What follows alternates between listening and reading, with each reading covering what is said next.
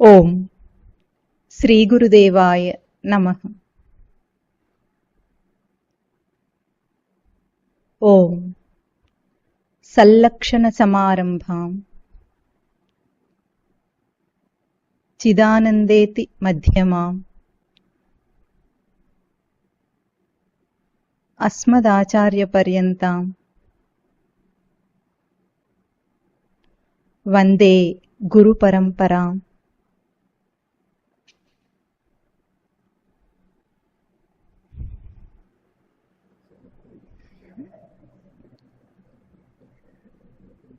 పోయిన వారం దాకా మనిషిని ఆవరించి ఉన్న అందామా, లేకపోతే మనిషి వాటిని ఆవరించి ఉన్నాడో, వాటిని పంచకోశాలలో అన్నమయ కోశము, ప్రాణమయ కోశము, మనోమయ కోశము, విజ్ఞానమయ కోశం గురించి మననం చేస్తూ వచ్చాము. మొన్న వీడిని ఒక అబ్బాయి అడిగాడు, చిన్న వయసు, పెళ్లి కాలేదు, సాధన ఎట్లా చేయాలి, ఎట్లా మొదలు పెట్టాలి అని అడిగాడు. వీడు ఒక సమాధానం చెప్పాడు.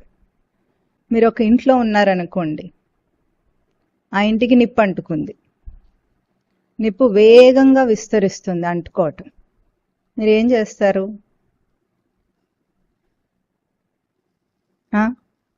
పారిపోవడానికి దారి అడుగుతారా? ముహూర్తం చూస్తారా? పోనీ ఇల్లు సర్దుకున్న తర్వాత వెళదాం అనుకుంటారా? ఏం చేస్తారు? You get out of it. ఎట్లా అంటే దానికి ఏమన్నా ముందుగా ప్రిపేర్ అవుతారా?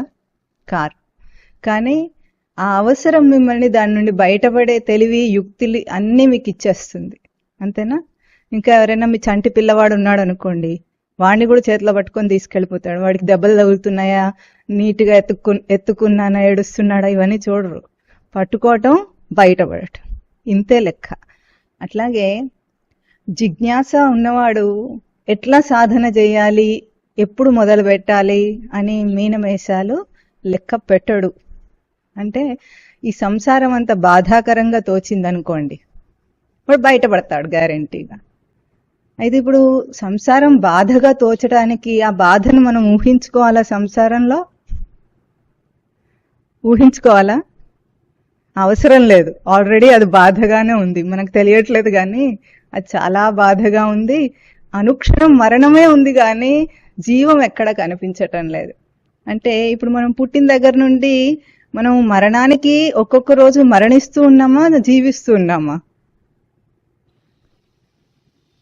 ఏం చేస్తున్నాం? ఒక్కొక్క రోజు మరణిస్తున్నామా, జీవిస్తున్నామా? ఈరోజు గడిచిందంటే అర్థం ఏమిటి? ఈరోజు అయిపోయింది అంటే మరణం అయిపోయింది కదా ఈ రోజుకి. అంటే మనం మరణాన్ని, బాధను, కష్టాన్ని ఊహించుకోవాల్సిన అవసరం లేదు, ఆల్రెడీ అది ఉంది జీవితంలో. దాంట్లోంచి బయటపడటానికి దాని ఇంటెన్సిటీ సరిపోవట్లేదు అన్నమాట మనకు. అందుకని జిజ్ఞాస పెరగటం లేదు. ఈ జిజ్ఞాస గురించి ప్రతి వారం వీడు ఒక కథ చెప్తూనే ఉంటాడు. మీరు గమనించుంటే ఇప్పటికి కథలన్నీ రాసుకొని ఉండొచ్చు.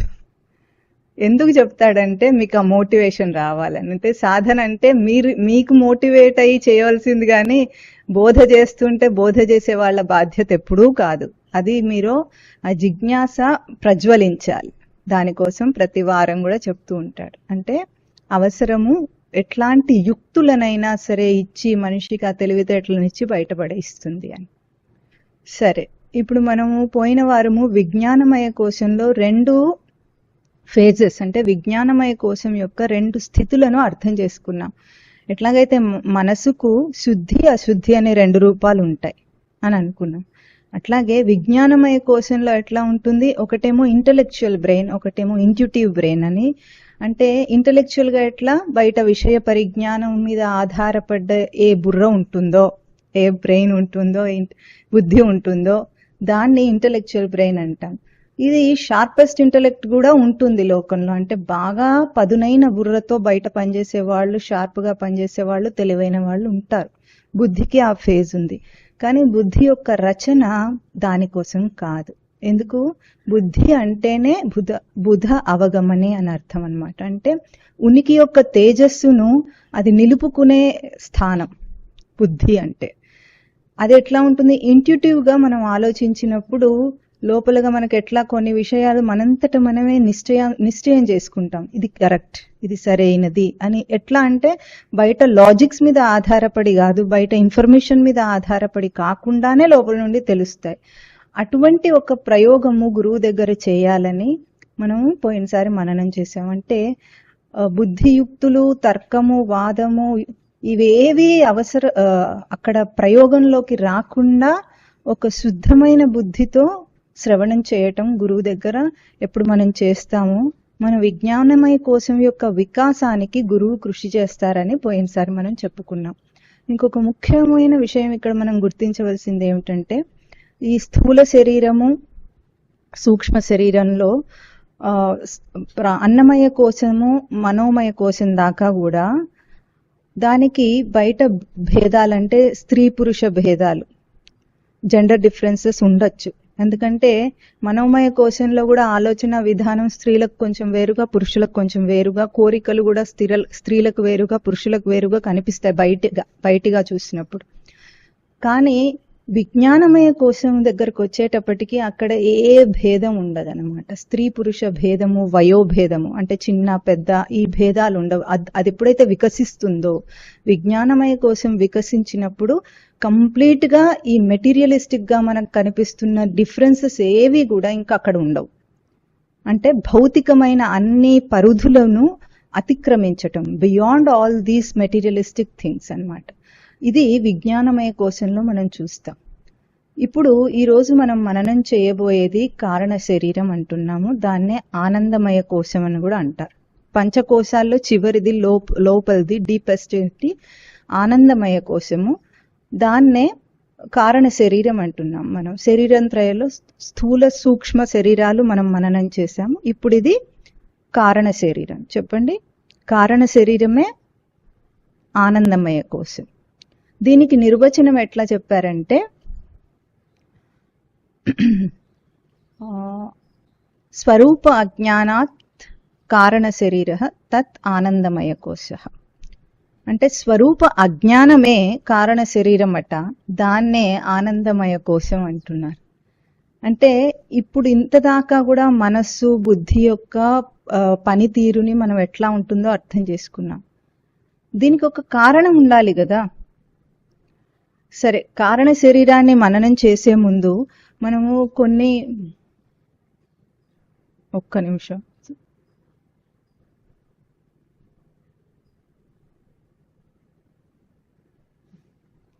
కారణ శరీరాన్ని మననం చేసే ముందు కొన్ని చిన్న ప్రశ్నలు వేసుకుందాం మనం. సమాధానం చెప్తారా? గట్టిగా సమాధానం చెప్తే వినిపిస్తుంది, కొంచెం నెమ్మదిగా చెప్పినా అస్సలేం వినిపించటం లేదు ఇక్కడ. మనిషి అన్నం ఎప్పుడు తింటాడు? ఎందుకు తింటాడు?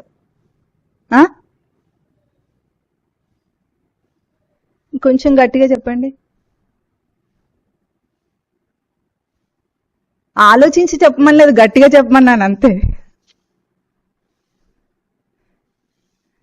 అన్నం ఎందుకు తింటాడు? కాన్ఫిడెంట్ గా చెప్తే గట్టిగా వినిపిస్తుందేమో. ఎప్పుడు తింటాడు అన్నము? కరెక్ట్, ఇంతే, ఇదే అడిగాడు అంతే, పెద్దగా ఏం అడగలేదు. ఆకలేస్తే అన్నం తింటాం, అంతేనా? చిన్న సింపుల్ క్వశ్చన్. భయపడిపోయి ఏదో ఆలోచించి లోపల దాకా వెళ్ళిపోయి చెప్పాలని మీరు అనుకుంటున్నారు. సరే, సింపుల్ రీజన్ మనకు కనిపిస్తుంది కదా. ఆకలేసింది అంటే అన్నం తినాలి. సరే, దుప్పటి ఎప్పుడు కప్పుకుంటాడు? చలేసినప్పుడు. సింపుల్. ఇప్పుడు ఈజీగా అర్థమవుతుంది మీకు, సింపుల్ గా చెప్పాలని అర్థమైంది. సరే, మనం రోజు ఇల్లు ఉడుచుకుంటాం కదా, ఎందుకు ఉడుస్తాం?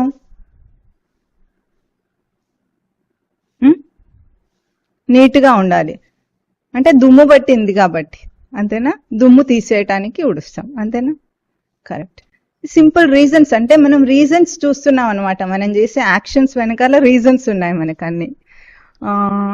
అట్లా కాకుండా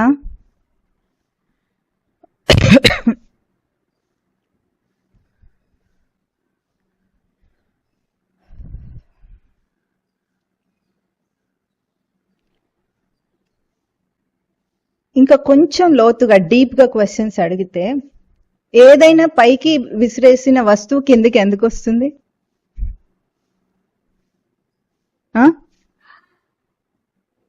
గురుత్వాకర్షణ ఉంది కాబట్టి భూమికి వచ్చేస్తుంది కిందికి. మనం బ్రతికి ఉన్నామని దేని వల్ల చెప్పగలుగుతాం? శ్వాస పిలుస్తున్నాం కాబట్టి చెప్పగలుగుతున్నాం. అంటే ఇక్కడ మనం అర్థం చేసుకోవాల్సిన విషయం ఏమిటంటే మన ప్రతి యాక్షన్కి వెనకాల ఒక కారణం ఉంది, దానికి మనం ఒక రీజన్ చూపిస్తున్నాము, దానికి ఒక సొల్యూషన్ కూడా వెతుక్కున్నాం. అవునా? అంటే మన జీవితంలో చేసే ప్రతి ప్రవర్తన వెనుక కార్యకారణ భావం ఉంది. అంటే కారణేన వినా కార్యం నోదేతి అంటారు. అంటే కారణం లేకుండా కార్యం జరగదు అని అనర్థం అన్నమాట. ఇప్పుడు మనం చేసే వాటి అన్నిటికీ కారణాలు ఉన్నాయి కదా. అయితే ఈ కారణాల వల్ల మనం ఏం చేస్తున్నాము? సొల్యూషన్ వచ్చేసింది కాబట్టి మనం ఆ కారణాన్ని డీప్గా ఇన్వెస్టిగేట్ చేయటం లేదు. చేయకుండా ఏం చేస్తున్నాం? పైన మనకు సొల్యూషన్ వచ్చింది వదిలేస్తున్నాం. అంటే మనం ఏం చేస్తామంటే we find temporary solutions for the deep rooted questions. అంటే లోతైన ప్రశ్నలకు మనం టెంపరరీ సొల్యూషన్స్ వెతుక్కొని ఆ డీప్ రూటెడ్ క్వశ్చన్స్ అవన్నీ కూడా వదిలేస్తాం అన్నమాట. ఉదాహరణకు ఇవే క్వశ్చన్స్ తిరిగి మళ్ళీ వేసుకుందాం. మనం అన్నం ఎందుకు తింటాం? ఆకలి వేస్తే అన్నం తింటాం. ఆకలి ఎందుకు వేస్తుంది?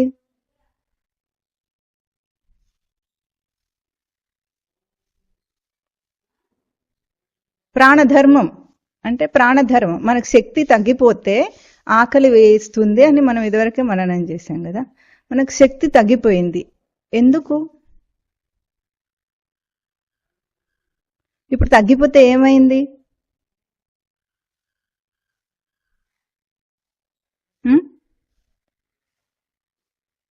శక్తి తగ్గిపోతే ఇప్పుడు ఏమవుతుంది? నీరసం వస్తుంది. నీరసం వస్తే ఏమవుతుంది? తినకుండా వదిలేసామనుకోండి ప్రాణం పోతుంది. అంటే ఆకలేస్తే అన్నం తినటం వెనుక అసలు రీజన్ ఏమిటి? దేహాన్ని రక్షించుకోవాలి, బ్రతికుండాలి అన్న ఇదితో తింటున్నాం మనం. అంటే ఆకలేసింది వెంటనే మనం దానికి సొల్యూషన్ వెతుక్కొని అన్నం తినేస్తాం. కానీ ఆ డీప్ రూటెడ్ సమస్య ఎక్కడైతే ఉందో అది మన ఎగ్జిస్టెన్షియల్ ఎలిమెంట్ని క్వశ్చన్ చేస్తుంది. ఉంటావా ఉండవా చూసుకో తినకపోతే. ఉనికికే సమస్య అన్నమాట అక్కడ. దేహంతోనైనా సరే మనం ఊహించుకుంటున్నాం దేహంతోనే బ్రతుకున్నామని, కాబట్టి మన ఉనికిని ప్రశ్నించింది అక్కడది. ఆ ప్రశ్నించిన దానికి మనం ఏం చేస్తామంటే టెంపరరీ సొల్యూషన్ని వెతుకొని వీఆర్ కంఫర్టబుల్. అయిపోయింది. ఆకలేస్తే ఇంత ఆలోచించాలా? నోరు మూసుకొని అన్నం తింటే సరిపోయింది. కానీ డీప్ రూటెడ్గా అది మనని ఒక ప్రశ్న వేస్తుంది అని మనం వదిలేసాం దాన్ని. అవునా? ఇప్పుడు చలి వేస్తుంది, దుప్పటి కప్పుకోవాలి, ఆచ్ఛాదన కావాలి కదా దేహానికి. మనం అందుకే కదా ఇల్లు కట్టుకున్నాం, బయట ఎన్విరాన్మెంట్ నుండి మనను మనం రక్షించుకోవటం కోసం ఇల్లు కట్టుకున్నాం. అంటే బేసిక్ గా మనం ఏం చేస్తున్నాం? దేహాన్ని రక్షించుకునే ప్రయత్నం చేస్తున్నాం. ఎందుకు రక్షించుకోవాలి దేహాన్ని?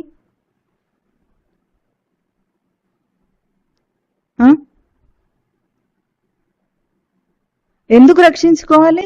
దేహంతో నేను బ్రతికుండాలి కాబట్టి. నేను బ్రతికుండాలి అంటే ఇప్పుడు అదే ఒక పోలార్ రీజియన్ లో ఉందనుకోండి, పోలార్ బేర్ ఉంది, అది ఇల్లు కట్టుకుంటుందా మనలాగా? అదేం చేస్తుంది చలి నుండి రక్షించుకోవటానికి?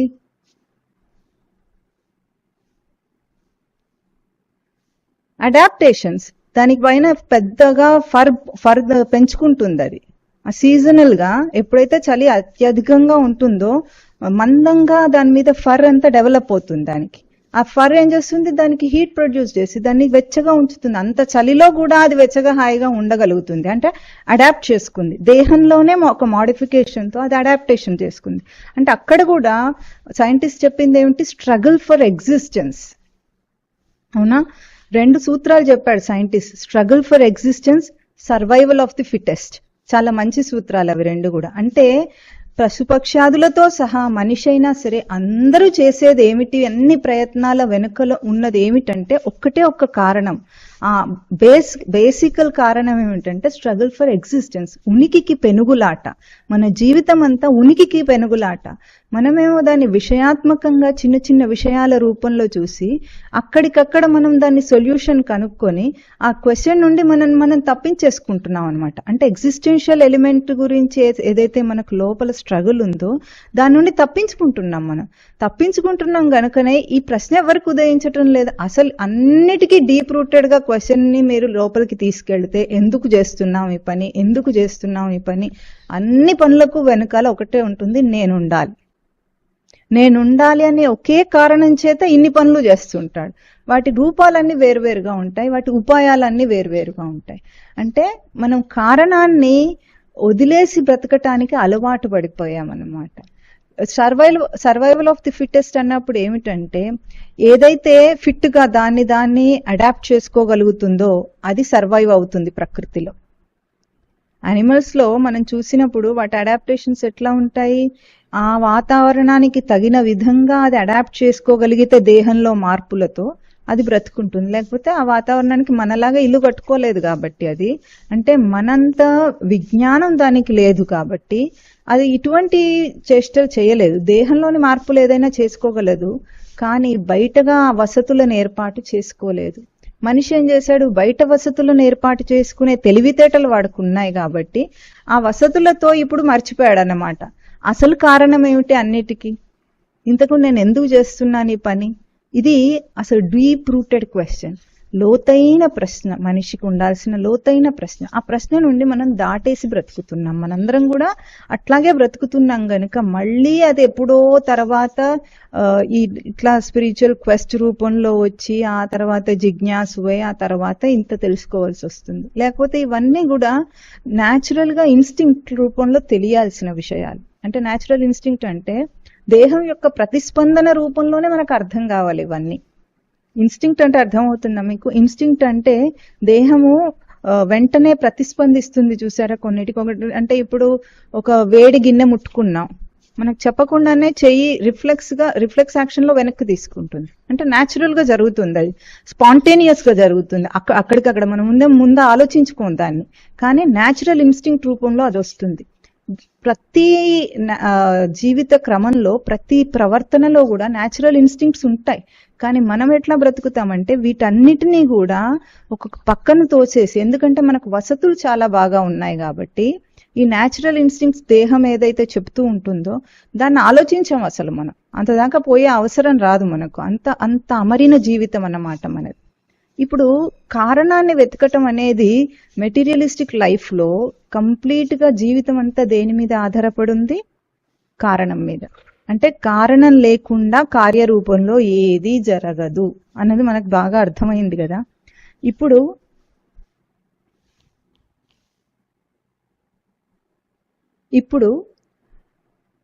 అర్థం చేసుకోండి, ఈ లోపల కారణ శరీరం అంటున్నారు, దాన్ని ఆనందమయ కోశం అంటున్నారు. అన్నమయ కోశానికి ప్రాణమయ కోశం ఆధారం, ప్రాణమయ కోశానికి మనోమయ కోశం ఆధారం, మనోమయ కోశానికి విజ్ఞానమయ కోశం ఆధారం. మరి విజ్ఞానమయ కోశానికి ఏం ఆధారం, ఎక్కడి నుండి అది వస్తుంది అన్నది ఇక్కడ మనం డీప్ రూటెడ్ గా ఈ రోజు ఆలోచించే ప్రయత్నం చేద్దాము. కారణ శరీరం అన్నప్పుడు దాని నిర్వచనం ఏం చెప్పారు, స్వరూప అజ్ఞానం అని చెప్పేశారు. అంటే స్వరూప అజ్ఞానమే కారణ శరీరం అట, అదే ఆనందమయ కోశం అట. అంటే దీని అర్థం ఏమిటంటే మొత్తం మన జీవితం అంతా కూడా స్ప్రౌట్ అవుతున్నది ఇగ్నోరెన్స్ నుండి. అజ్ఞానం అంటే ఇగ్నోరెన్స్ నుండి జీవితం వస్తుందట. కొంచెం అన్న లాజికల్ గా ఉందా? నాలెడ్జ్ నుండి విజ్డమ్ నుండి రావాల్సిన జీవితము ఇగ్నోరెన్స్ నుండి వస్తుంది అంటున్నారు. How come? దానికేమో పేరు ఆనందమయ కోశం, ఆనందమయం. అది మయం అంటే ఏమిటంటే మొత్తం అదే ఉండిపోవటం. తదేవ తదన్యః తస్య వికారః అంటారు. అంటే మయట్ ప్రత్యయం అంటారు. దేనికైనా మయం అన్న ఎప్పుడైతే ఆ పదం మనం వాడతామో అంతా దానితో నిండిపోయి ఉంది అని అర్థం. ఆనందమయం అంటే ఆనందంతో నిండిపోయి ఉంది అని అర్థం. ఇప్పుడు జీవితం ఆనందమయ కోశము అన్న ఒక కారణ శరీరం నుండి వస్తుంది, దానికేమో స్వరూప అజ్ఞానం కారణం అని చెప్పేస్తుంది శాస్త్రం. ఈ విషయం మనం బాగా విచారణ చేయవలసినది. ఎందుకంటే అజ్ఞానం అంటే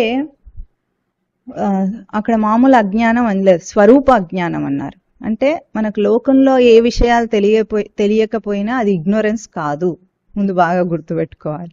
మనం ఇగ్నరెంట్ మనిషి అంటే ఒక చిన్న అబ్బాయి అనుకోండి, చిన్న అబ్బాయి అంటే ఇగ్నరెంట్ అంటాం, హీఈస్ ఇగ్నోరెంట్ అంటాం. అంటే ఎందుకు అంటాము? వాడికి అన్ని విషయాలు, లోకంలో మనకు తెలిసే అన్ని విషయాలు ఇంకా వాడికి తెలియలేదు కాబట్టి వాడిని హీఈస్ ఇగ్నోరెంట్. అజ్ఞాన బాలుడు అంటామా? అజ్ఞాన బాలుడు అంటామా అన్నమ్మ పిల్లలను, చిన్న పిల్లలను. ఎందుకంటాము? మనకు తెలిసినంత తెలివి, బయట తెలివి వాడికి ఇంకా తెలియలేదు కాబట్టి. కానీ ఇక్కడ చెప్తున్న ఇగ్నరెన్స్ ఆ అజ్ఞాన బాలుడికి చెప్పిన అటువంటిది కాదు. స్వరూప అజ్ఞానాత్ అనేసారు. అంటే స్వరూప అజ్ఞానాత్ అంటే నేనెవరో, తనెవరో తనకు తెలియకపోవటం అని అర్థం. స్వరూపమునందు అజ్ఞానం అట. తనెవరో తనకు తెలియకపోవటం అనే ఒక కారణం నుండి తన జీవితం అంతా మొదలైంది. ఇది హాస్యాస్పదంగా ఉందా లేదా? వెక్కిరిస్తున్నట్టుందా లేదా?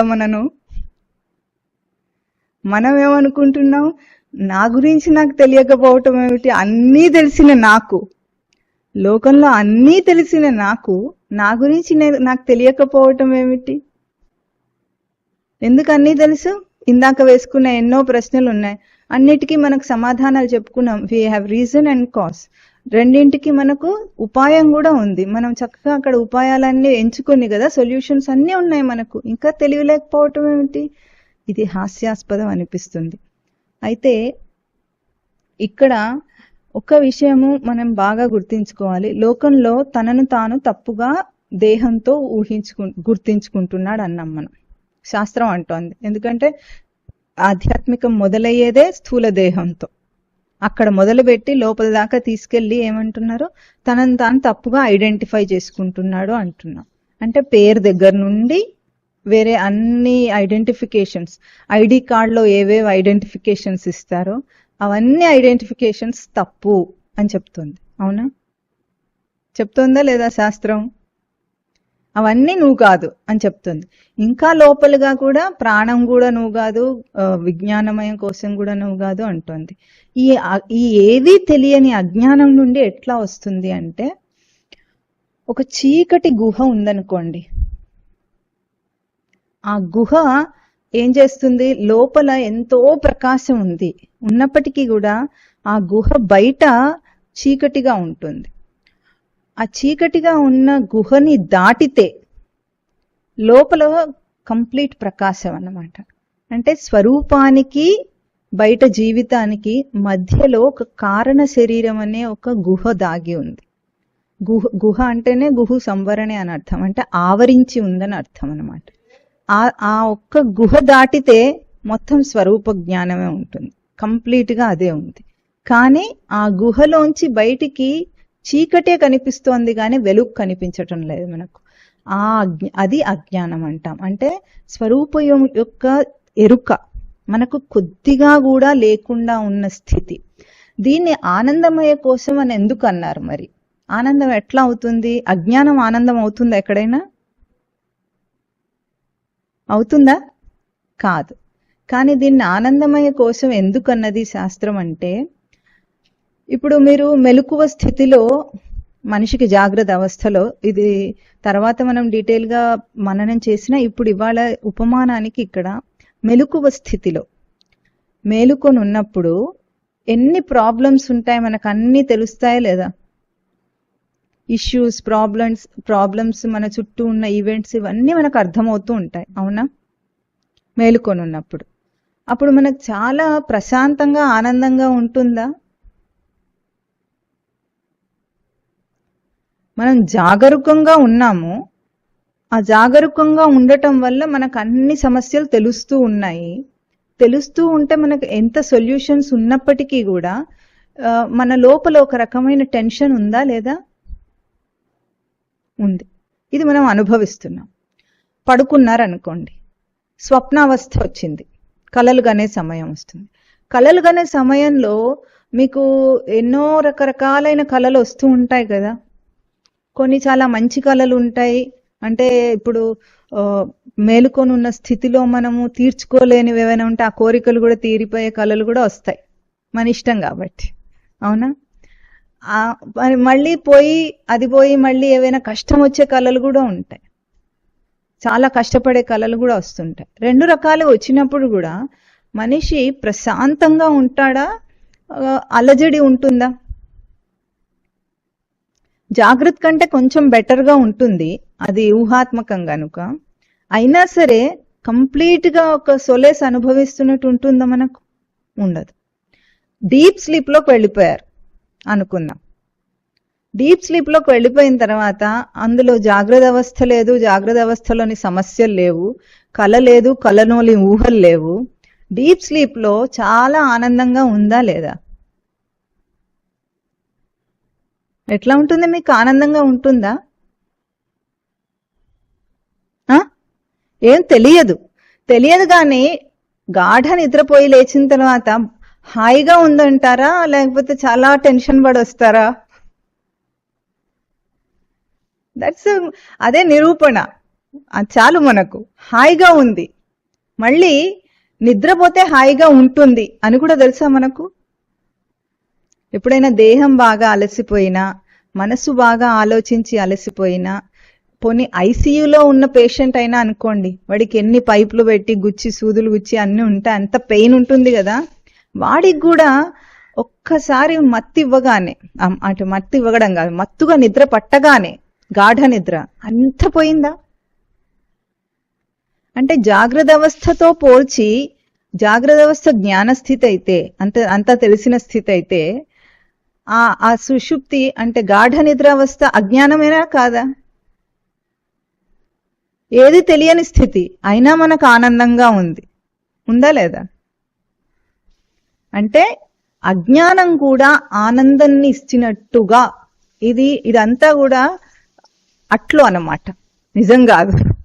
అట్లు అంటే గాఢ నిద్ర అనేది నిజమైన జ్ఞానంతో వచ్చే, ఇప్పుడు ఎప్పుడైతే ఆధ్యాత్మిక జ్ఞానంతో వచ్చే అనుభవం వల్ల వచ్చిన ఆనందం కాదు, కానీ అంత ఆనందాన్ని మనిషి అనుభవిస్తాడంటే విషయాలు లేకుండా, విషయ వాసనలు లేకుండా. విషయాలంటే జాగ్రత్త అవస్థలో ఉండేవేవి లేకుండా, స్వప్నంలో ఉండే విషయ వాసనలు కూడా లేకుండా ఆ టైంలో కంప్లీట్ ఆనందాన్ని అనుభవిస్తాడా లేదా? అందుకనే దానికి ఆనందమయ కోశం అని వచ్చిందని. అంటే సుషుప్తి అవస్థను కారణ శరీరంతో పోలుస్తారు గనుక ఆనందమయం అని వచ్చింది. అయితే దానికి కోశం అని కూడా ఉంది. అన్నిటికీ వెనకాల వీటికి కోశం అనే శబ్దం ఉంది. ఆ కోశం అనే శబ్దం ఏమిటో మొట్టమొదటి రోజు మనం కొద్దిగా మననం చేసామంటే, కత్తికి ఒర వంటిది. కత్తికి కేసు ఉంటుంది కదా, కత్తికి ఒర వంటిది కోశం అన్నమాట. అంటే అదేం చేస్తుంది? కప్పిపుచ్చుతోంది. మనం ఆ రోజు ఒక ప్రశ్న వేసుకున్నాం, మీకు గుర్తుందో లేదో. కత్తి యొక్క తేజస్సును ఒర కప్పిపుచ్చుతోందా, రక్షిస్తోందా?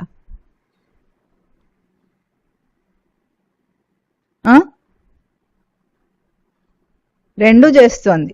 అది రక్షిస్తోంది, కప్పిపుచ్చుతోంది కూడా.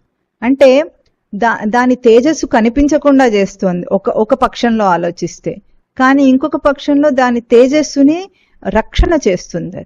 ఇప్పుడు అట్లాగే ఈ అన్ని కోశాలను కూడా మనం ఎప్పుడైతే భ్రాంతితో, అంటే వీటి చేత మనం గుర్తించుకునే ఒక తప్పుడు అవగాహన మనకు వచ్చిందో, అంటే అన్నమయ కోశం స్థూల దేహమే నేను అనుకునే అవగాహన.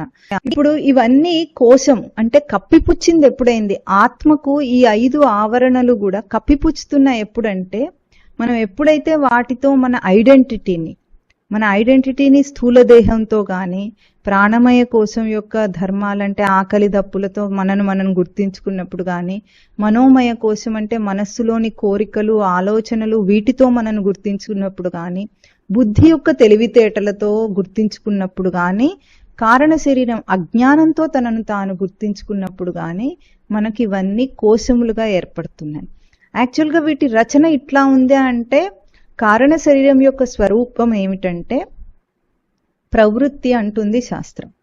ప్రవృత్తి కారణ శరీరం. ప్రవృత్తి ఎట్లా వస్తుంది అంటే, ఇప్పుడు అసలు మనిషి ఏ పనినైనా ఎందుకు చేస్తాడు అన్న ప్రశ్న భగవద్గీతలో అర్జునుడు అడుగుతాడు. అర్జునుడు ఏమడుగుతాడంటే, అథ కేన ప్రయుక్తోయం పాపం చరతి పూరుషః అనిచ్ఛన్నపి వార్ష్ణేయ బలాదివ నియోజితః. అంటే అథ కేన ప్రయుక్తోయం, దేని చేత ప్రేరేపింపబడి మనిషి పాపం చేస్తున్నాడు. పాపం చరతి పురుషః అనిచ్ఛన్నపి, వాడికి అస్సలు ఇష్టం లేకపోయినా సరే, బలాదివ నియోజితః అంటే బలాత్కారంగా ఎవరో నియమించినట్లుగా ఎందుకు పాపం చేస్తున్నాడు మాధవ అని అడుగుతాడు అక్కడ. అంటే మనకు కూడా అనిపిస్తుంది కదా, బాగుంది, ప్రశ్న బాగుందా? అస్సలు ఇష్టం లేకపోయినా ఎవరో బలవంత పెట్టినట్లుగా ఎందుకు పాపం చేస్తున్నాడు మనిషి అంటే చాలా బాగుందంటారు. స్వామివారి వ్యాఖ్యానం దీనికి మొట్టమొదటి వాక్యం ఏమిటో తెలుసా మీకు? మన మఠం పుస్తకంలో ఒట్టి పనికిరాని ప్రశ్న అర్జున అని అంటారు. అంటే ఇంత వెనుక సాంఖ్యయోగం అంతా విని ఇలాంటి ప్రశ్న అడుగుతావా నువ్వు? పనికిరాని ప్రశ్న. ఇష్టం లేకుండా మనిషి ఎప్పుడైనా ఏ పనైనా చేస్తాడా అన్నదానికి స్వామివారు చాలా వ్యంగ్యంగా ఒక ఉపమానం చెప్పారు. మీరందరూ దాన్ని తట్టుకుంటానంటే చెప్తాను, ఎందుకంటే పుస్తకంలోనే ఉంది అది. ఏమంటారంటే, ఇష్టం లేకపోతే ఎవరైనా పెంట తింటారా? బాగా ఆకలేస్తుందని గాని, ఎవరో ప్రేమగా పెట్టారని గాని, ఏమరపాటులో గాని ఎవరైనా తింటారా? తినరు. అంటే ఇష్టం లేకపోతే అట్లా ఉంటుంది అర్జున, నువ్వు అడిగింది ఉట్టివే, పనికిరాని ప్రశ్న అని స్వామివారి వ్యాఖ్యానం అనమాట. అయితే స్వామి సమాధానం ఏమిటంటే, కామయేష క్రోధయేష రజోగుణ సముద్భవ. మనిషి ఎందుకు చేస్తాడు పనులు అంటే, కామము క్రోధంతో కూడిన రజోగుణ సముద్భవం. రజోగుణం వల్ల కలిగిన కామము, కామం అంటే కోరిక తీర్చుకోలేనందువల్ల కలిగిన క్రోధం వల్లనే మనిషి పాపం చేస్తాడు. అంటే అక్కడ అర్థం ఏమిటంటే, తర్వాత కూడా త్రిగుణాల రూపాన్ని చెప్తారనమాట. త్రిగుణాత్మక ప్రవృత్తి వలన మనిషి ప్రేరేపింపబడి, స్వరూప అజ్ఞానం వలన త్రిగుణాత్మక ప్రవృత్తి అంటే తనెవరో తనకు తెలియకపోవటం వల్ల త్రిగుణాత్మక ప్రవృత్తి కలుగుతోంది. ఆ త్రిగుణాత్మక ప్రవృత్తి వల్ల బయట పనులన్నీ చేస్తున్నాడు. ఇది మనిషి యొక్క కారణ రూపం, అంటే ప్రవర్తనకు కారణ రూపం ఇదన్నమాట. అంటే మన ప్రతి ప్రవర్తనకు వెనుక సత్వ రజస్ తమో గుణాలు 3 ఉంటాయి. ఇది లేకుండా వీటి కాంబినేషన్స్ అండ్ పర్మ్యూటేషన్స్, అంటే ఒక్కొక్కరికి సత్వగుణ ప్రధానంగా ఉండి రజో తమో గుణాలు తక్కువగా ఉంటాయి. ఒకరికి రజోగుణం ప్రధానంగా ఉండి సత్వతమో గుణాలు తక్కువగా ఉంటాయి. ఒకరికి తమోగుణం ప్రధానంగా ఉండి సత్వరజోగుణాలు తక్కువగా ఉండొచ్చు. అట్లా కొన్ని మిలియన్స్ ఆఫ్ కాంబినేషన్స్ ఉంటాయి మనుషుల్లో. అంటే రేషియో అనమాట, వాటి రేషియో, పర్మ్యూటేషన్స్ అండ్ కాంబినేషన్స్, ఈ 3 గుణాల యొక్క రేషియోను బట్టి మనిషికి ప్రేరణ కలుగుతుంది. ఆ ప్రేరణ చేత వాటి వెనకాల ఉన్న కోరికలు తీరనందువల్ల వచ్చిన కోపం, కామయేష క్రోధయేష రజోగుణ సముద్భవ. అంటే వీటి వల్ల మనిషి త్రిగుణాత్మక ప్రవృత్తి వల్ల ప్రేరేపింపబడే మనిషి చేస్తున్నాడు. అంటే ఇప్పుడు కారణం ఏమిటి? మొత్తం అంతా ప్రవర్తనకు తప్పుడుగా తనను తాను గుర్తించుకోవటానికైనా తప్పుగా ప్రవర్తించటానికైనా కారణం స్వరూప అజ్ఞానం. స్వరూప అజ్ఞానానికి కారణం త్రిగుణాత్మక ప్రవృత్తి. ఇది కారణ శరీరం అన్నమాట. అయితే ఈ కారణ శరీరము నిజమా అంటే, ఇప్పుడు ఎట్లాగైతే ఒక స్థూల దేహం అనేది ఒక పరికరం, మనను మోసం చేయటానికి లేదు, అది మనం వాడుకోవడానికి ఉంది, అవునా? కానీ మనం ఏం చేసాము, దాంతో మనం ఊహించేసుకున్నాను, ఐడెంటిఫై చేసుకుని మోసపోయాం. ఇదే నేను అనుకున్నాము, మోసపోయాం. అంటే మోసపోవటం అనేది డిజైన్లో లేదు, రచనలో లేదు, మన త్రిగుణ ప్రవృత్తి వల్ల మనం మోసపోయాం, అంతే కదా. ఒక్కొక్కరికి దేహాత్మ భావం విపరీతంగా ఉంటుంది, అభిమాన అహంకారాలు చాలా ఎక్కువగా ఉంటాయి. కొంతమందికి అంతగా ఉండవు, దేహంతోనే బ్రతుకుతున్నప్పటికీ, దాన్ని మెయింటైన్ చేస్తున్నప్పటికీ కూడా దాని మీద ప్రీతి అంతగా ఉండదు. ఇట్లా డిఫరెన్స్ మనుషుల్లో కనిపిస్తుందా లేదా? అంటే దేహాత్మ భావంలో కూడా తేడాలు ఉంటాయి కదా. మనిషికి మనసు ప్రధానంగాని ఈ దేహం ప్రధానం కాదు అని మాట్లాడే వాళ్ళు ఉంటారు. అంటే అన్ని రకాల కాంబినేషన్స్ లో ఉన్న మనుషులు మనకు కనిపిస్తున్నారు. ఈ త్రిగుణాత్మక ప్రవృత్తిని జయించటానికి సాధన చేయాలంటారు. ఎందుకంటే వీటికి కారణం ఏమిటి? కోరిక కారణం కాబట్టి అదే వరుసలో స్వామి ఏం చెప్పారు, జహి శత్రుం కామరూపం దురాసదం అంటే దురాసదం కామరూపం జహి, ఆ శత్రువును జయించు అన్నారు. అంటే సాధనలో ముఖ్యంగా ఏం చెప్తున్నారంటే ఈ అన్నమయ ప్రాణమయ కోశాలు వీటన్నిటి నుండి మనం తప్పించుకొని, అంటే వీటి ఐడెంటిఫికేషన్ నుండి తప్పుకొని ఇవి నేను కాదని మనం వచ్చే వారము ప్రూవ్ చేసుకుందాం. ఎందుకంటే మన లాజికల్ బుర్ర కదా, అన్నిటికీ ప్రూఫ్ కావాలి, ఇది నేను కాదు అని మనము కొన్ని యుక్తుల చేత మనము వచ్చే వారం దాన్ని దాటే ప్రయత్నం చేద్దాం.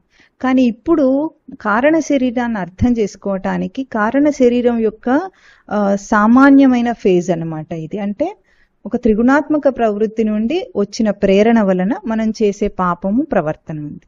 కానీ రచన అట్లా లేదు.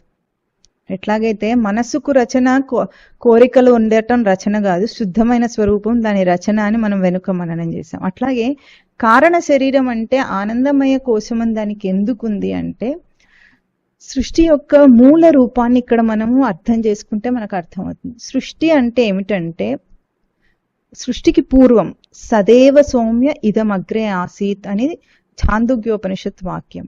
ఇదమగ్రే అంటే సృష్టికి పూర్వం, సత్ ఏవ ఆసీత్ సత్ మాత్రమే ఉన్నది అంటే ఉనికి మాత్రమే ఉన్నది. సృష్టి జరగటానికి పూర్వము ఉనికి మాత్రమే ఉన్నది.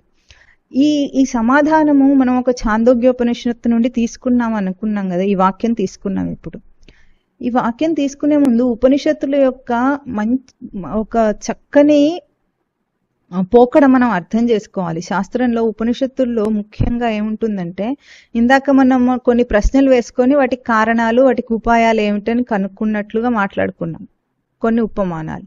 కానీ అసలు మనం ఎప్పుడైతే నిజమైన ప్రశ్న వేసుకుంటామో, అంటే జీవితానికి సంబంధించిన లోతైన ప్రశ్నలు వేసుకుంటామో అప్పుడు బోధ బయటికి వస్తుంది.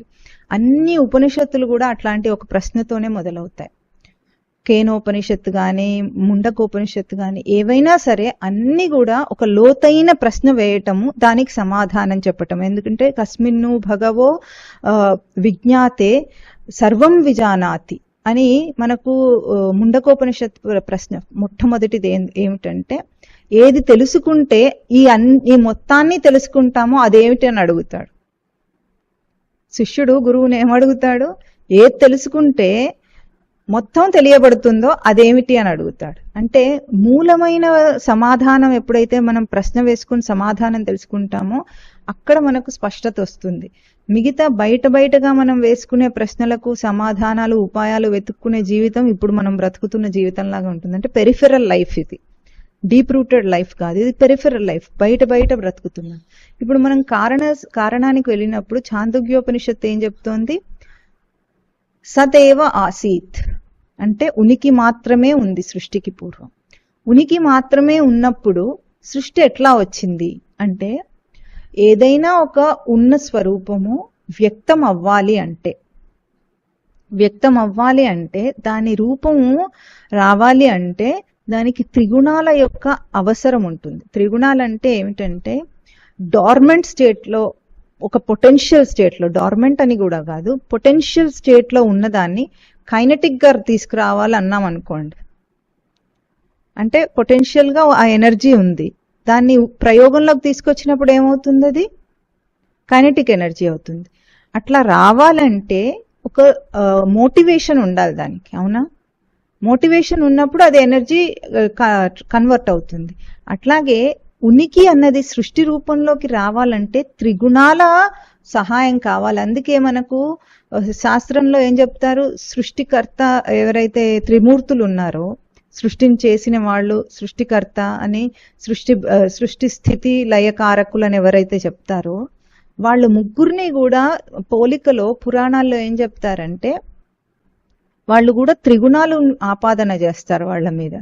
అంటే తమోగుణము, సత్వగుణము, రజోగుణము అని. అంటే సృష్టిని చేయటానికి అక్కడ నుండి కావలసింది ఏమిటి? బ్రహ్మకు తమోగుణము, విష్ణువుకి సత్వగుణము, మహేశ్వరుడికి రజోగుణం ఉందని మనకు పురాణాల్లో చెప్తారు. దాని అర్థం ఏమిటంటే సృష్టి రావాలి అంటే త్రిగుణాలు రావాలి ముందు. త్రిగుణాలు రాకుండా సృష్టి జరగదు. ఇప్పుడు కూడా మనం ఊహించండి, ఉన్న వాళ్ళని ఉన్నట్లుగా ఉన్నాము, పడుకున్నాం, రోజు పడుకుంటాం కదా, మనం ఎందుకు నిద్రలేస్తాం? ఎందుకు నిద్రలేస్తాం? పడుకోవచ్చు కదా, డీప్ గా నిద్రపోవటం మనందరికి ఇష్టమే ఉంటుందా కాదా? పరమస్వామి వారు అడుగుతారు ఒక ప్రశ్న, ఎప్పుడో ఒకప్పుడు పొద్దున్నే లేవకపోయినా సరే 8:00కో 10:00కో 12:00కో లేస్తారా లేదా? లేస్తారు కదా. కొంపలు కొట్టుకుపోయినట్టు ఎందుకు లేచావని అడుగుతారు. ఎందుకు లేచావు? కాసేపు పడుకోవచ్చు కదా. పడుకొని ఉండలేం మనం.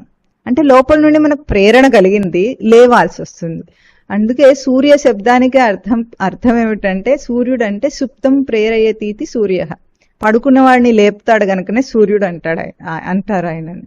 అంటే మనకు ఒక ప్రేరణ ఉంది, ఆ ప్రేరణ వల్ల మనం లేస్తున్నాం. మనం పడుకున్నప్పుడు లేని సృష్టి, మన చుట్టూ ఏదీ లేదు, లేస్తూ లేస్తూ వచ్చిందా లేదా? వచ్చింది. మొత్తం సృష్టి అంతా వచ్చేసింది. ఎట్లా రాత్రి వదిలేసామో సేమ్ అదే స్థితిలో మళ్ళీ వచ్చేసాం. అంటే అర్థం ఏమిటి? ఒక ప్రేరణ వల్ల లేస్తున్నాం. ఎట్లాగో అట్లాగే సృష్టి జరిగిందన్నప్పుడు కూడా దానికి త్రిగుణాల యొక్క కారణం ఉంది.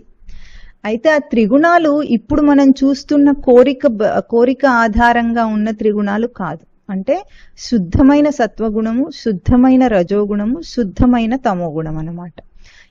ఈ మూడు శుద్ధ స్వరూపంలో ఉండగా అప్పుడు సృష్టి జరిగితే, ఆ తర్వాత అక్కడి నుండి, ఆ కారణం నుండి, అంటే ఆ కారణంలో ఏముంది? స్పష్టంగా ఉనికి యొక్క సమృద్ధి స్వరూపం. ఆనందం అంటే సమృద్ధి. ఆనందం అంటే చెప్పండి, ఆనందం అంటే సమృద్ధి. ఉనికి యొక్క సమృద్ధి నుండి సృష్టి జరిగింది.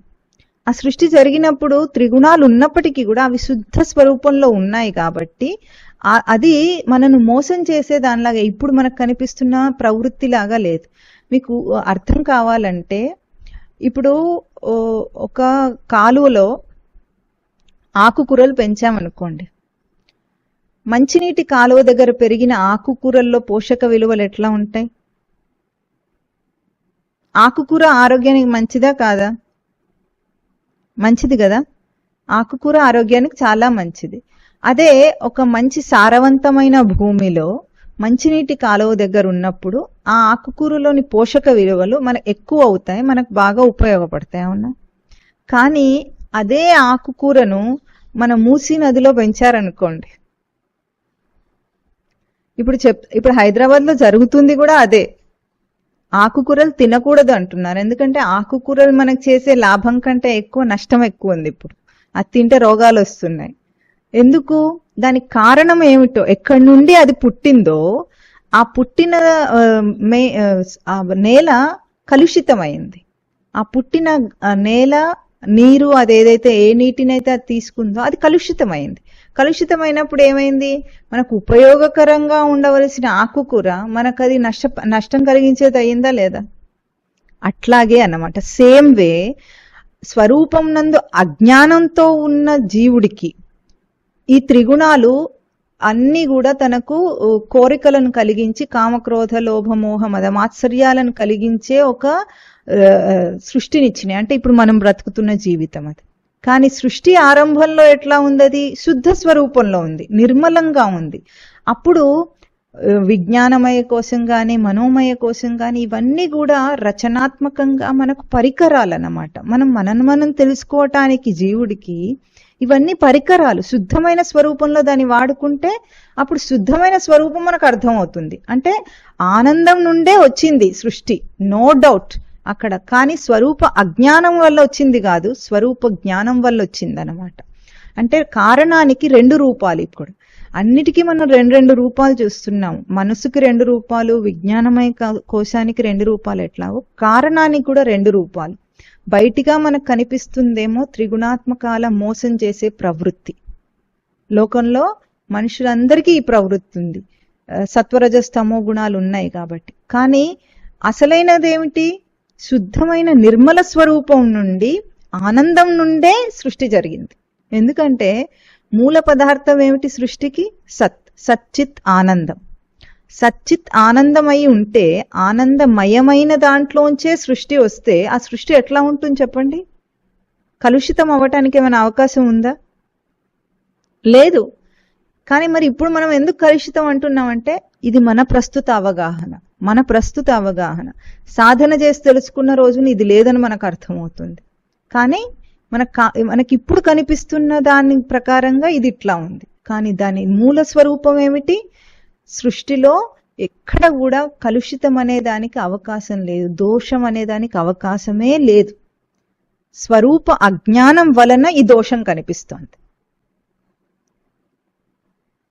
అంటే లేని దోషాన్ని కూడా మనం ఈరోజు చూస్తున్నాం అన్నమాట. ఇది ఎంత పెద్ద అవాంతరం అంటే ఇప్పటికిప్పుడు మనము ఈ సృష్టి అంతా నిర్మల స్వరూపం అంటే కూడా నమ్మటానికి ఎందుకు ఒప్పుకోము? లోకం అంతా అజ్ఞానంతో నిండిన ప్రజలు కనిపిస్తున్నారా, జ్ఞానంతో నిండిన వాళ్ళు కనిపిస్తున్నారా?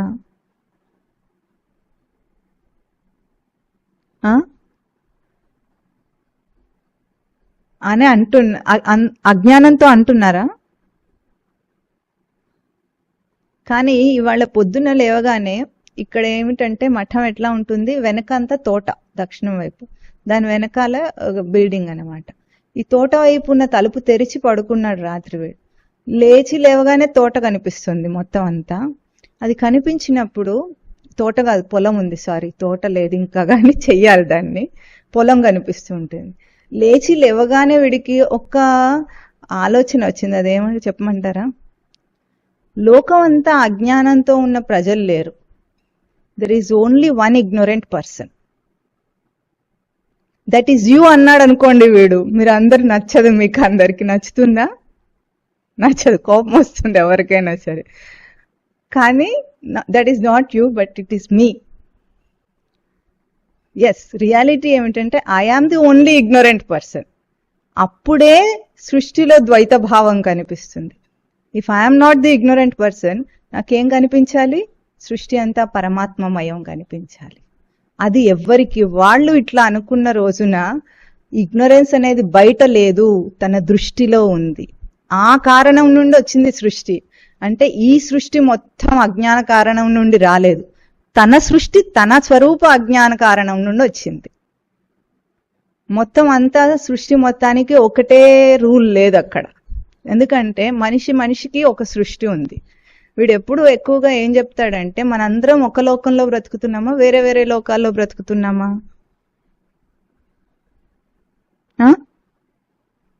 చెప్పండి.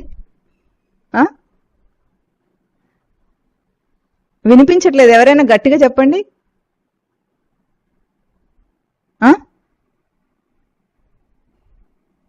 వేరు వేరు లోకాల్లో బ్రతుకుతున్నాం. కనిపించటానికేమో మనందరికీ ఇదే ఆకాశం, ఇదే బయటంతా చుట్టూ లోకం అంతా ఒకటే. కానీ మన ఆలోచన జగత్తుల్లో మనం బ్రతుకుతున్నాం. అట్లాగే సృష్టి కూడా మనందరికీ ఒకటేం కాదు. ఎవరెవరి సృష్టి వాళ్లకుంది. ఎవరెవరు వాళ్ళ అజ్ఞానంలో కల్పించుకున్న వాళ్ళ సృష్టి వేరు. అంటే ఎవరి అజ్ఞానం వాళ్ళది. ఇంటెన్సిటీ ఆఫ్ అజ్ఞానం ఎంత ఉంటే అంత ఇల్యూజనరీ సృష్టి కనిపిస్తుంది అన్నమాట. లోకంలో ఇప్పుడు కొంతమందికి ఎట్లా ఉంటుంది, లోకమంతా అధర్మం, అధార్మికంగా ఉంది, లోకమంతా అన్యాయాలు, అక్రమాలు అట్లా అంటారా? కొంతమంది ఏమంటారు, లోకంలో చాలా మంది మంచి వాళ్ళు ఇంకా ఉన్నారు, మంచి చేసేవాళ్ళు ఉన్నారు అని అంటారా?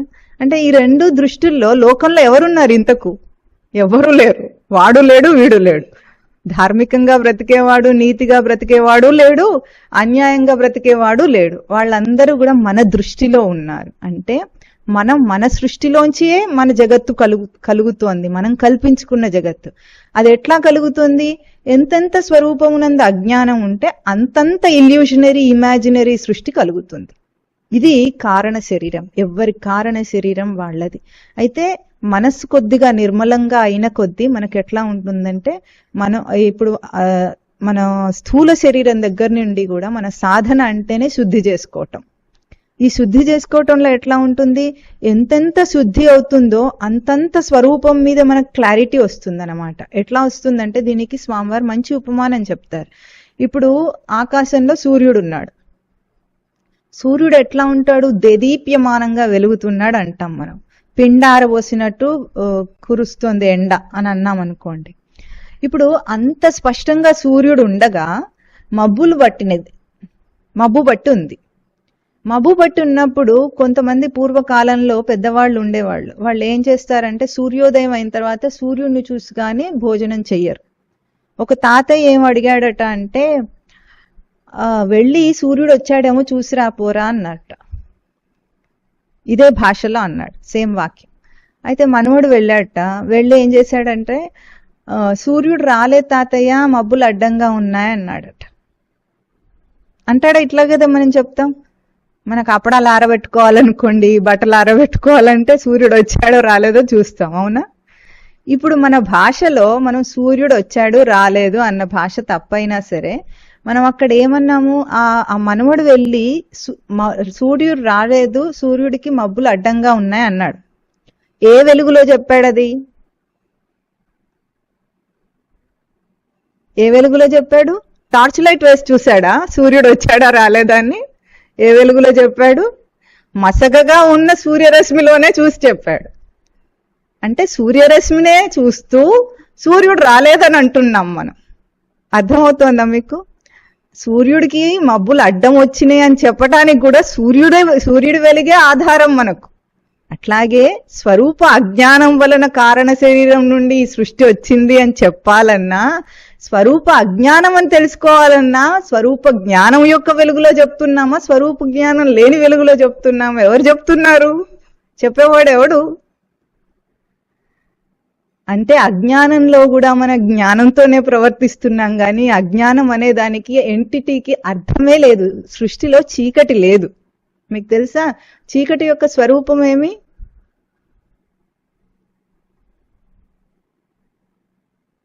గట్టిగా చెప్పండి. చీకటి యొక్క స్వరూపం ఏమి? వెలుగు లేకపోవటం. చీకటికి వేరే స్వరూపం లేదు. వెలుగు లేకపోవటమే చీకటి యొక్క స్వరూపం. అట్లాగే పూర్వమట అడవిలో మధ్యలో ఒక గుహ ఉందట. ఆ గుహ అంతా కూడా పెద్ద పెద్ద చెట్లతో దట్టంగా ఆవరించబడి చీకటిగా ఉందట. ఒకరోజు బయట సూర్యుడికి ఆ గుహ మీద జాలి కలిగిందట. అది ఎప్పుడు అంధకారంలోనే ఉంటుంది కదా గుహ. అప్పుడు సూర్యుడు ఏమన్నట్ట, వెళ్ళి పలకరించాట, ఒక్కసారి నువ్వు బయటికి రా, నీకు వెలుగంటే ఏమిటో తెలుస్తుంది అని. ఈ గుహ ఎప్పుడు కూడా చీకటినే చూసింది కానీ దానికి వెలుగంటే అస్సలు ఏమిటో పరిచయం కూడా లేదు. అది అన్నదట, ఏమిటో పట్టించుకోకుండా వదిలేసింది. సూర్యుడు మాట్లాడుతుంటే కూడా నిర్లక్ష్యం చేసి పట్టించుకోకుండా వదిలేసింది. అప్పుడప్పుడు వినిపించినా కూడా ఏదో వాగుతుంటాడు, అసలు వెలుగేమిటి, జీవితంలో వెలుగు ఉండదు ఏముండదు అనుకుందట అది. కానీ సూర్యుడికి చాలా జాలి వేసి పదే పదే పిలుస్తున్నట్ట. ఒకసారి ఊరికే మళ్ళీ చెప్తుంటే ఏం చేస్తారు, సరే అని బయటికి వెళదామని వచ్చిందట. అది గుహ బయటికి వచ్చిందట. అంటే గుహలో చీకటి. అసలు ఒక్కసారి చూసి ఆ వెలుతుర్ని తట్టుకోలేకపోయిందట. దానికి ఏడుపు వచ్చేసిందట, ఇంత వెలుగేమిటి అని. అంటే జీవితంలో కనీ విని ఎరుగనంత వెలుగు ఏమిటి ఇదంతా, అసలు ఈ ప్రకృతి, దాని పువ్వులు, దాని పరిమళము ఇంత ఆనందభరితంగా ఉందేమిటి అనుకుందట. అది అసలు ఇన్నాళ్ళు నన్ను ఎందుకు లేపలేదని అడిగిందట అది గుహ సూర్యుడిని. ఇన్నాళ్ళు నాకు ఎందుకు చెప్పలేదు అని అన్నదట. చెప్తే నిర్లక్ష్యం చేసింది అదే కదా.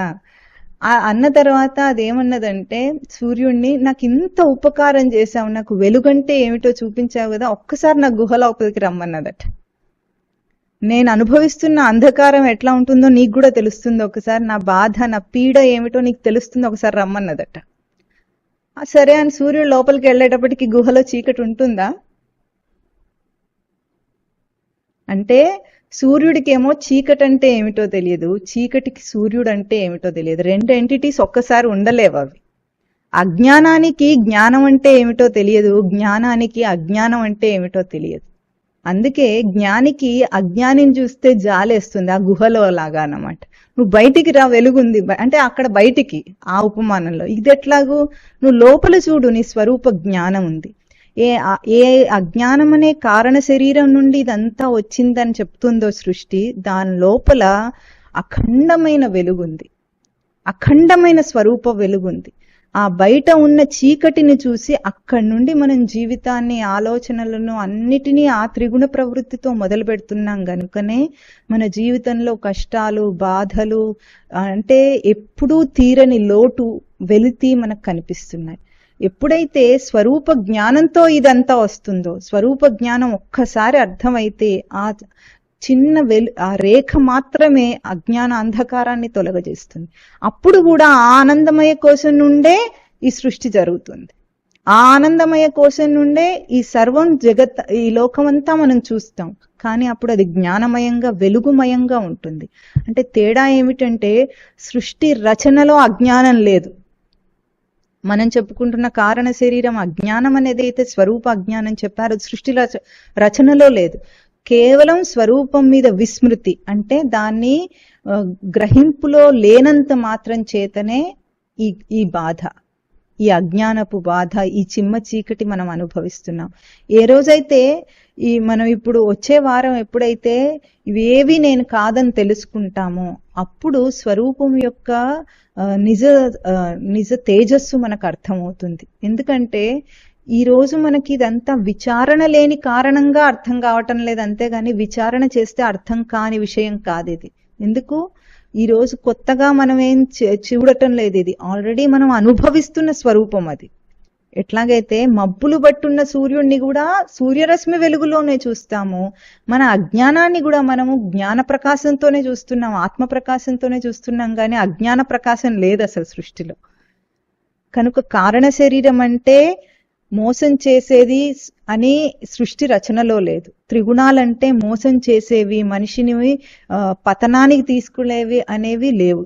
సృష్టిలో ఉన్నది స్పష్టమైన రచన, అంటే నిర్మలమైన శుద్ధమైన రచన ఉంది, కానీ అశుద్ధమైన రచన సృష్టిలో లేదు. ఇది మనిషి యొక్క ఊహా కల్పితం అంటాం, అంటే మనః కల్పితం. కపోల కల్పితం అంటే విన్నారా ఎప్పుడైనా? ఇప్పుడు కొన్ని కపోల కల్పితం అంటే వాడు సొంతగా చెప్తున్నాడు, అది ఉన్నది కాదని, వాడి బుర్రలోంచి చెప్తున్న విషయాలు కానీ నిజం కావు అని కపోల కల్పితం అంటారు. అంటే ఊహించుకుంది అని అర్థం అన్నమాట. అట్లాగే మన జీవితంలో మనం అనుభవిస్తున్నదంతా కూడా కేవలం రాంగ్ ఐడెంటిఫికేషన్, తప్పుగా తనను గుర్తించుకోవటం వల్ల కలుగుతున్న జీవితం ఇది. ఎప్పుడైతే తనను తాను నిజస్వరూపంలో గుర్తిస్తాడో ఈ అజ్ఞాన బాధ నుండి తను బయటకు వచ్చేస్తాడు. అప్పుడు కూడా ఇదే దేహం ఉంటుంది, అదే మనస్సు ఉంటుంది, అదే విజ్ఞానమయ కోశం ఉంటుంది, అన్నీ అవే ఉంటాయి, కానీ శుద్ధ స్వరూపంలో ఉంటాయి. అప్పుడు శుద్ధ స్వరూపంలో ఉన్నప్పుడు ఏమొస్తుంది?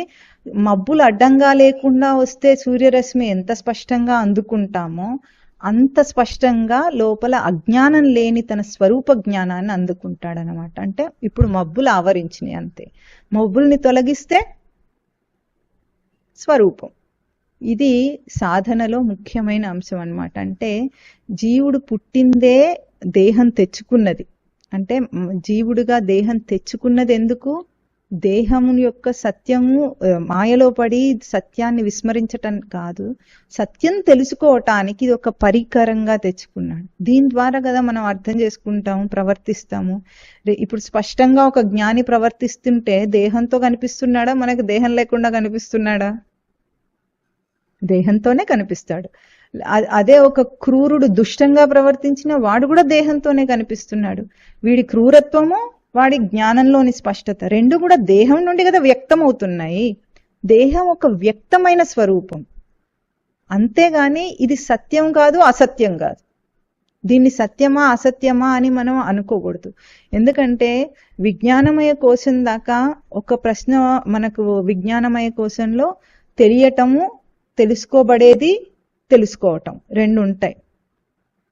నోయింగ్ అండ్ ద నోయబుల్, ఏది తెలుసుకోవాలో అది ఉంటుంది, తెలుసుకునే ఒక ప్రక్రియ ఉంటుంది. ఆనందమయ కోశం దగ్గరకు వచ్చేటప్పటికి ఇంకొక డీప్ ప్రశ్న వేసుకోవాలి మనం. ఏమిటంటే హూ ఇస్ ద నోవర్?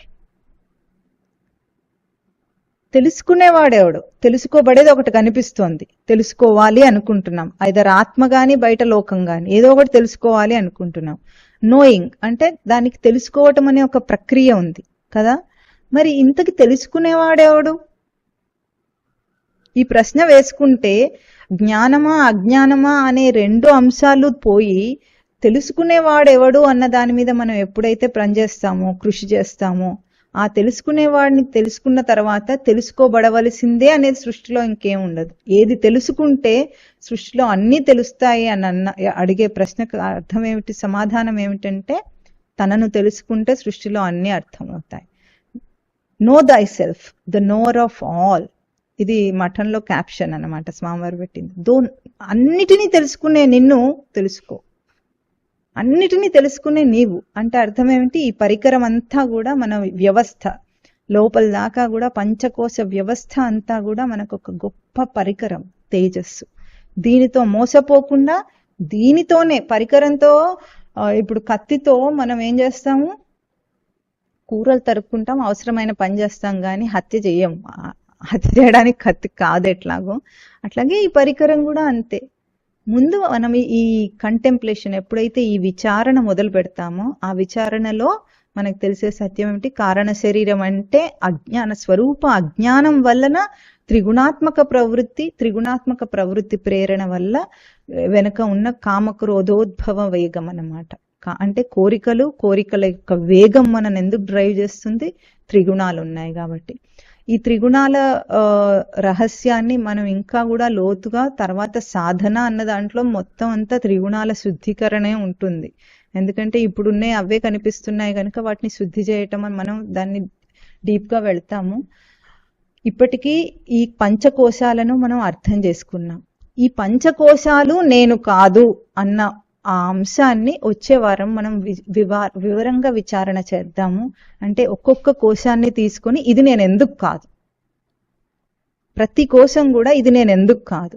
ఆత్మ పంచకోశాతీతం అన్నమాట. ఆ పంచకోశాతీతమైన ఆత్మను వచ్చే వారం కంటెంప్లేట్ చేసి మనము విచారణలో తెలుసుకుందాం.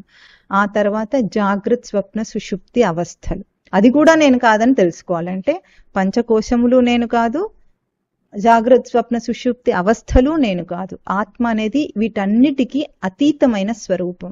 ఎప్పుడైతే థియరిటికల్ గా ఈ స్వరూపాన్ని మనం తెలుసుకుంటామో, నిజంగా థియరీ అంటాం కానీ ఇది శ్రవణం చేయటం అనేది ఒక గొప్ప విశేషం అన్నమాట. ఈ గొప్ప విశేషాన్ని ఎట్లా మనం యూజ్ చేసుకోవచ్చు అంటే, ఇప్పుడు మీకు వర్కింగ్ అవర్స్ లో చెప్తున్నాం ప్రవచనాన్ని, అవునా, అది కూడా లాస్ట్ అవర్. ఇది మీకు రోజంతా పనిచేసి అలసిపోయి ఉంటారు, అయినా సరే మీరు రోజంతా పనిచేసి అలసిపోయి ఉన్నారు. ఇప్పుడు మీకు ఏదైనా ఇస్తే ధారణ చేయటం కొంచెం కష్టంగా అనిపించవచ్చు. ఫ్రెష్ మైండెడ్గా పొద్దున్నే ఉంటే ఇలాంటివి చెప్తే ఎట్లా ఉంటుంది, ధారణ స్పష్టంగా అవుతుంది. ఇప్పుడు రోజంతా విషయాల్లో తిరిగి ఉన్నారు, అయినా సరే మీకు ఒక ఉపమానం చెప్తాను. ఇప్పుడు మీకు బాగా అలసిపోయారు కదా, అలసిపోయినప్పటికీ కూడా మీరు మోయగలిగిన బరువు కంటే ఎక్కువ బంగారం ఇచ్చాననుకోండి, అంటే ఒక 10 కేజీల కంటే ఎక్కువ బంగారం సంచి ఇచ్చాం, ఒక్కొక్కరికి ఒక 25 కేజీలు ఇచ్చారనుకోండి. 25 కేజీలు మాన్యువల్గా మోయటం కష్టం కదా మనకు, అసలే అలసిపోయిన దేహంతో. అయినా తీసుకుంటారా తీసుకోరా? ఇప్పుడు ఎంత బాగా తలకాయ ఊపుతున్నారంటే స్పష్టంగా కనిపిస్తోంది నాకు. అంటే 25 కేజీల బంగారము మీరు మోయలేకపోయినా ఎందుకు తీసుకెళ్తారు? దాని విలువ మీకు తెలుసు కాబట్టి, అంతేనా? అదే ఒక గాడిద ఉందనుకోండి, దానికి 25 కేజీల బరువున్న మైల బట్టలు అంటే మురికి గుడ్డలు ఇచ్చినా అది అట్లాగే తీసుకెళ్తుంది, దానికి భారం తెలుస్తుంటుంది. 25 కేజీల చందనపు చెక్క ఇచ్చినా అది సుగంధం వాసన వస్తుందని చెప్పినా దానికి అదంతా ఏం పట్టలేదు, దానికి బరువే తెలుస్తుంది. బంగారమే ఇచ్చినా అది అంతే బరువు మోసిన మొహంతోనే పెడుతుంది, కానీ దానికి తేడా తెలియదు అన్నమాట. మురికి బట్టలు తేడా తెలియదు, బరువు ఒకటి తెలుసు దానికి. భారస్య వేత్త నతు చందనస్య అంట, యథా ఖరస్ చందన భారవాహి భారస్య వేత్త నతు చందనస్య. అంటే ఆ ఖరం అంటే గాడిద, అదేం చేస్తుంది, భారాన్ని మోస్తుంది, కానీ దాని విలువ తనకు తెలియదు. గంధపు చెక్కలు వేసానే నీకు మంచి వాసన వస్తుంటుంది, దానికి తెలుసా? తెలియదు, అదేం తెలియదు. అట్లాగే విలువ తెలియని వాడైతే అలసిపోయి ఉన్నాను అది ఇది అని చెప్పి తీసుకోలేడు, కానీ విలువ తెలిసిన వాడైతే ఇప్పుడు మీరు అలసిపోయి ఉన్నా సరే ఈ బోధ యొక్క విలువ మీకు తెలిస్తే తీసుకుంటారు, అవునా, ధారణ చేయగలుగుతారు. అందుకని ఉపమానం చెప్పాను అనమాట. ఎందుకంటే ఇలాంటి సమయంలో మీకు చెప్పటం అనేది నిజంగా ఆధ్యాత్మికానికి సరైంది కాదు. అయినా సరే ఇది ఒక ప్రయత్నం, ఒక యజ్ఞం లాంటిదే చేస్తున్నాం కనుక ఇక్కడ మీరు తీసుకోవాల్సిన విలువ తెలిస్తే మీరు ఏ స్థితిగతులు అన్నీ మీకు అనవసరం, ధారణ అవ్వటానికి ఇదంతా అనవసరం అనమాట. అందుకని చెప్పాము. సరే, వచ్చే వారం మళ్ళీ కలుసుకుందాం. ఓం తత్ సత్.